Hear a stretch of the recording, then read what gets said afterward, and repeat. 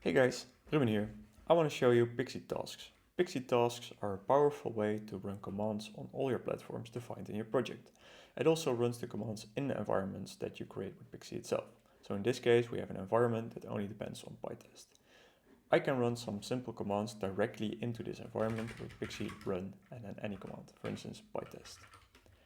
This will execute PyTest in that environment. I can show you I don't have PyTest on my own system. This is only available through Pixi run. So if I then do a Pixi run test, I actually run the task that I defined, which is this one. And that then is found in my list of tasks and it will execute it for me in the default environment. If I then do Pixi run hello, you also see that that is being run. Simple extension of that is that we always execute the trailing commands in the task itself. So if I do Pixi run egg, you'll see that it only does the echo, which only prints a new line. If I do Pixi run egg hello, you'll see that it actually adds hello to the echo command and actually prints hello. Another cool feature is that you can have dependencies on different tasks. So for instance, the publish command depends on the test command. So if I run Pixi run publish, you can see that it first runs the test command and afterwards the publish command. This is very powerful if you want to have a list or a tree of different tasks that you need to execute. For instance, Pixi run depends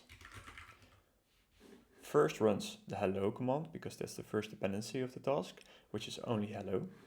Then it runs the publish command, which itself depends on the test command. So it first runs the test command, then the publish command, and afterwards the last command is depends itself, and then the whole tree is executed.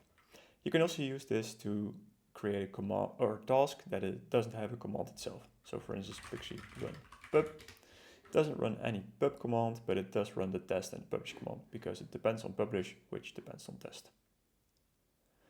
The next feature is inputs and outputs. These are very powerful if you want to make sure that Pixi doesn't run task twice. So for instance, if we want to download something, Pixi run download, it will execute that little script, making a file for you, and then Pixi tracks that output file to make sure that if it isn't existent or it is, it runs the test or doesn't.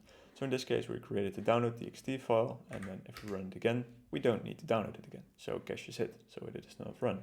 If I then remove that file, I can Pixi run download again, and it will actually re-download the file, and in this case, create the file on disk. Then Pixi run build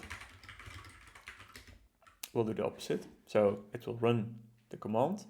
It has some inputs in that. It has hashed the inputs on run. So now if I rerun the command or the task, it will find the cache is not changed, or in this case, the Pixi toml is not changed. So we can skip it and continue with the rest of the tasks. In this case, if I now remove the exclamation mark, for instance, it doesn't have to be in this task, just anywhere in this file.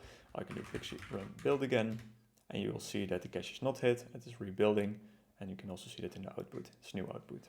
These are both lists, so you can glob these things. So for instance, I can also do everything that is txt, or everything that is toml, or everything that is toml n, everything that is txt, and Pixi will just do the glob work and figure out what it needs to hash to run the task or not. Then continuing, we also have multiple environments that we can define in Pixi. This is a separate topic, but to quickly have an overview, we have now an A and a B environment. You also always have the default environment and the default feature. We now define an A feature and a B feature, and the A and B environment, which only have the A and B feature installed or defined in them. And then what you can do is, for instance, Pixi run task A. It will run the Pixi task in the Pixi A environment. And this is something that Pixi figures out because it can see which tasks are available in what environments. In this case, task A is only in the A environment. But for instance, if we run task B,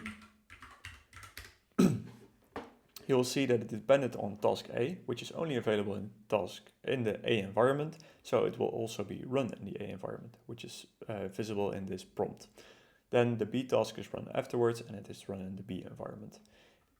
You can easily do this per environment, but sometimes you have a task defined in 2 different environments. In that case, Pixi will prompt you with the question which environment you want to run it in. So in this case, Pixi task C shows you the dialog and says like, hey, what environment do you want to run in? Because I have 2 environments in which it's defined.